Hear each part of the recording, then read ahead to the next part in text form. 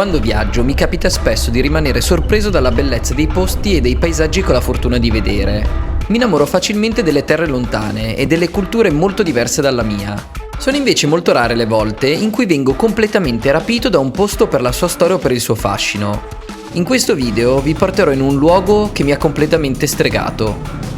Oggi vi racconterò la storia di un impero grandioso che è completamente scomparso dalla faccia della terra. Ed ancora oggi gli storici non riescono a capirne il perché. Vi parlerò del sito archeologico più grande del mondo, di scimmiette che rubano la merenda, di quando la leggenda si fonde con la storia e di come temi completamente diversi come acqua, pietra, stelle e giungla in questa storia siano strettamente connesse tra di loro. Sarà un viaggio nella storia e nel mistero. Oggi andremo in Cambogia, nello stupendo parco archeologico di Angkor.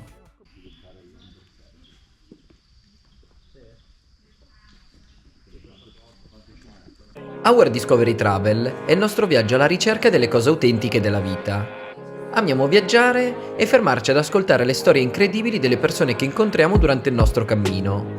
L'obiettivo principale è scoprire il mondo e scoprire un po' anche noi stessi, e lo facciamo anche tramite lo sport, ponendoci sempre nuovi obiettivi. Vogliamo lasciare questo mondo migliore di come l'abbiamo trovato, e per farlo portiamo avanti i nostri progetti di sostenibilità e riforestazione. Mettetevi comodi che inizia il nostro viaggio alla scoperta. Quando inizio un viaggio cerco sempre di essere informato e di conoscere più che posso le realtà che mi troverò davanti. Puntualmente però il viaggio mi cambia sempre le carte in gioco e torno sempre con un'idea completamente diversa da quella che mi ero immaginato. Adesso andiamo al pulmino. Grazie al progetto di riforestazione Trekking 2023 abbiamo avuto la fortuna di visitare tutto il sud-est asiatico. Se volete approfondire vi lascio il link in descrizione. Abbiamo così attraversato dei paesi stupendi come la Thailandia, il Laos, il Vietnam e la Cambogia. Proprio quest'ultima mi ha ammagliato come se fosse il canto di una sirena. Conoscevo il parco archeologico di Angkor, è sicuramente il monumento più visitato di tutta la nazione. Ed avevo letto anche parecchio sia sulla guida che su internet. Ma è solo attraversando le sue rovine, la sua giungla ed i suoi templi che percepisci tutto il suo fascino. Ti sembra letteralmente di camminare nella storia. La cosa che più mi ha colpito è come la natura si sia ripresa quest'area. Quelle radici, che a volte abbracciavano delicatamente le rovine ed altre volte le stritolavano, mi hanno fatto pensare che per quanto una civiltà possa essere grandiosa, rimane comunque solo di passaggio su questa terra. Ma iniziamo un po' dalla storia.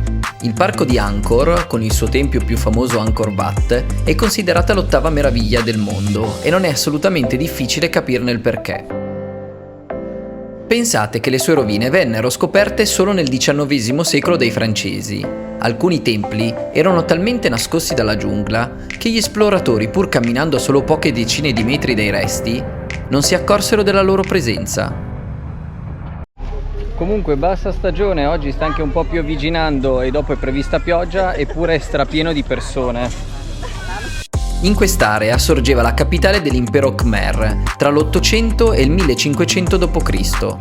È il parco archeologico più grande del mondo e copre un'area enorme. Arriva infatti ad un'estensione di circa 400 km² ed è stata sicuramente l'area urbana preindustriale più grande della storia. È difficilissimo ricostruire il suo sviluppo, siccome non ci sono rimaste testimonianze scritte.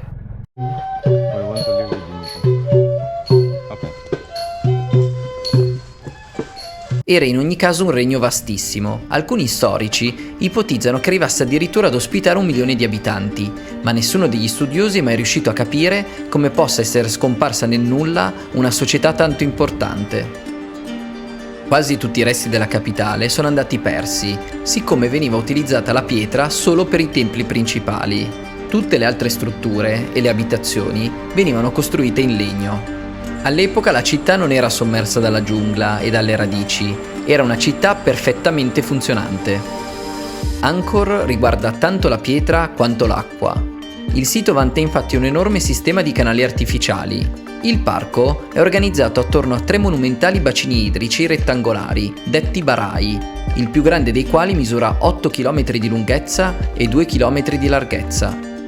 Queste gigantesche opere idrauliche erano necessarie per irrigare gli enormi campi di riso, per trasportare merci, per rifornire la popolazione ed era anche un importantissimo riferimento religioso.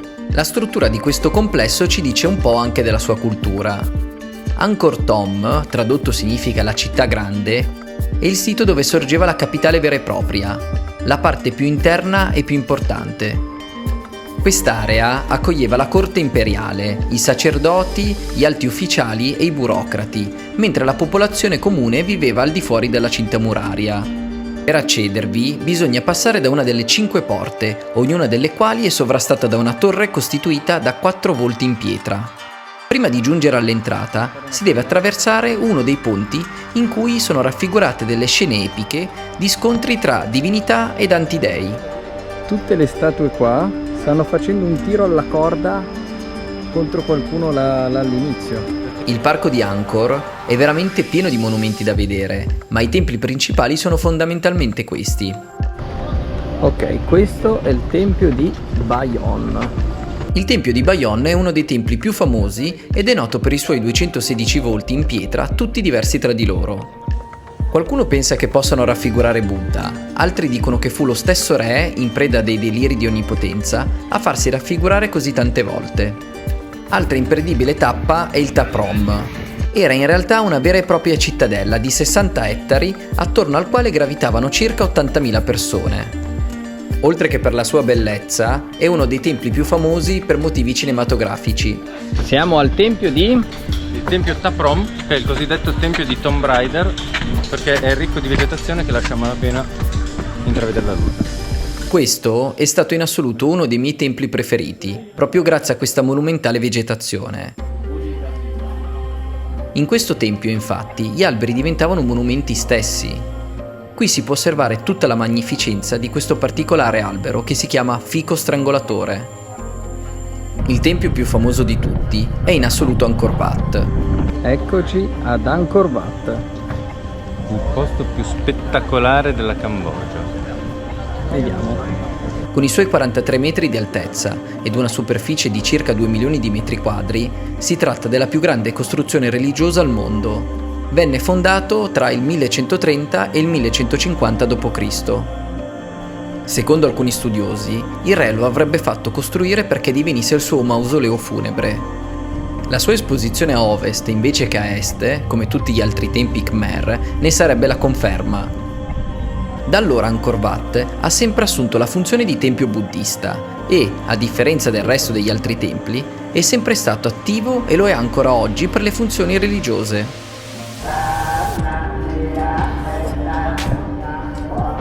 Lì stanno pregando. Ma questi sono solo alcuni. I templi in questo parco sono veramente tantissimi. Per visitare tutto quanto si possono comprare dei biglietti per 1 o più giorni, o addirittura c'è un biglietto per un'intera settimana. Abbiamo appena fatto i biglietti che sono abbastanza costosi per essere nel sud-est asiatico. In 3 persone abbiamo speso $111. Le attrazioni vengono di solito suddivise tra le guide locali in piccolo circuito o grande circuito. Noi abbiamo fatto una via di mezzo tra i due. Ma è un sito veramente immenso da visitare e anche da mantenere. E pensate che per poterlo preservare ogni stato adotta un tempio e si fa carico con lo stato cambogiano della sua ristrutturazione. La sua vastità lo rende anche pericoloso in alcuni punti. Bisogna fare attenzione anche ad una cosa: se si gira sui normali tratti dove ci sono tutti i turisti, dove vi portano i tuk tuk eccetera, non si rischia niente.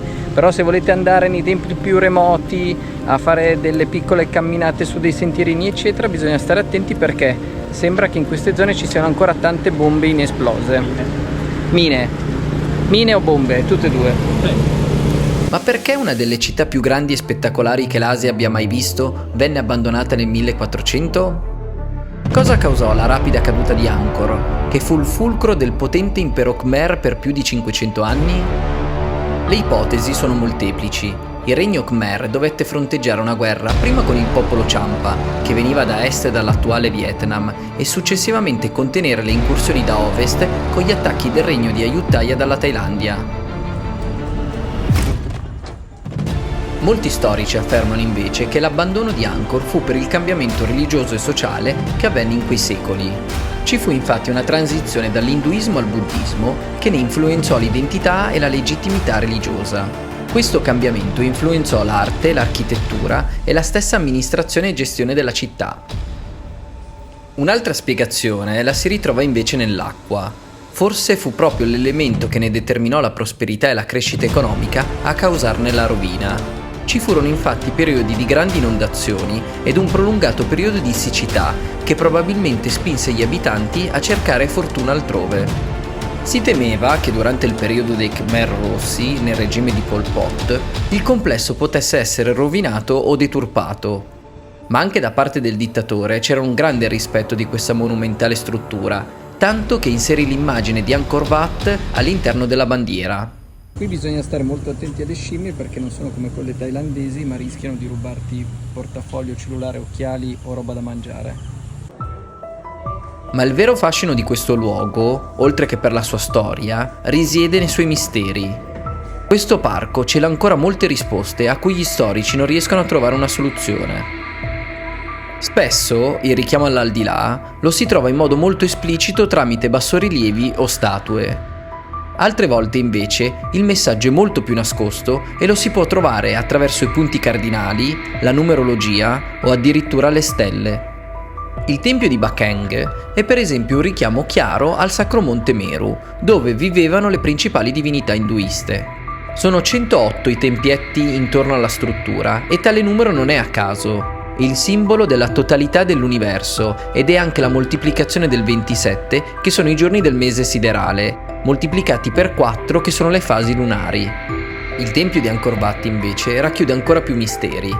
All'interno c'è un ponte chiamato Nagga Bridge, che sembra fosse utilizzato per condurre nell'altro mondo. Secondo la leggenda, questo ponte conduceva al regno degli dei e permetteva a questi ultimi anche di scendere sulla terra. Ma la sorpresa maggiore ci fu grazie all'utilizzo della tecnologia. Venne usato un programma elettronico capace di simulare la corrispondenza delle coordinate del parco di Angkor con una qualche costellazione in un preciso momento dell'anno.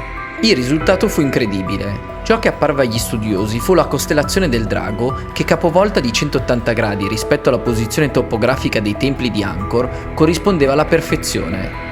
Si andò poi più nel dettaglio, controllando il rapporto tra le singole stelle ed i templi, ed il risultato lasciò gli storici senza parole. Le strutture corrispondevano perfettamente alla posizione delle stelle della costellazione del drago durante l'equinozio di primavera del 10.500 a.C. Ciò fece crollare un po' le certezze sulla civiltà Khmer. Infatti non esisteva nessuna prova archeologica di insediamenti umani ad Angkor in un'epoca così antecedente. La posizione dei templi corrispondeva ad un cielo presente millenni prima rispetto alla costruzione delle prime strutture. Questo resta ancora oggi un enorme mistero. Ci sono tantissime altre incongruenze o leggende, ma sicuramente la posizione dei suoi templi non è affatto improvvisata. Tutti i suoi monumenti si trovano o sono orientati in punti cardinali molto precisi. Qualcuno dice anche che Angkor sia una perfetta bussola astronomica per ipotetiche forme di vita extraterrestre. Tutti questi elementi rendono questo parco unico al mondo. Oltre ad essere storicamente fondamentale per ricostruire la storia di un popolo così importante, è anche affascinante per le innumerevoli teorie che possono nascere da tutti i suoi misteri. Ma sono quelle radici e quelle rovine che toccano un qualche nervo interiore. È questo connubio tra uomo e natura che trovo emozionante. Una natura che a volte sorregge ed altre volte stritola. Dall'altra parte una civiltà che in un momento risplende e nell'istante dopo scompare. Mi fa riflettere che siamo veramente di passaggio su questa terra. L'uomo è sicuramente l'animale dominante, ma la nostra presenza su questo pianeta in termini di durata è del tutto trascurabile. Queste rovine devono farci pensare ed essere di insegnamento. Dobbiamo essere in unione con l'ambiente che ci circonda. Altrimenti la storia ci insegna già che è irrilevante la grandezza di quello che possiamo costruire. La natura, con la sua calma ma con la sua decisione, si riapproprierà della terra, facendosi spazio con le sue radici, mattone dopo mattone. Questa è Our Discovery Travel. Lascia un like se ti fa piacere e scrivici dei post o delle storie che ti hanno emozionato. potrebbero essere l'argomento di una prossima avventura. Ci rivediamo al prossimo video e alla prossima scoperta.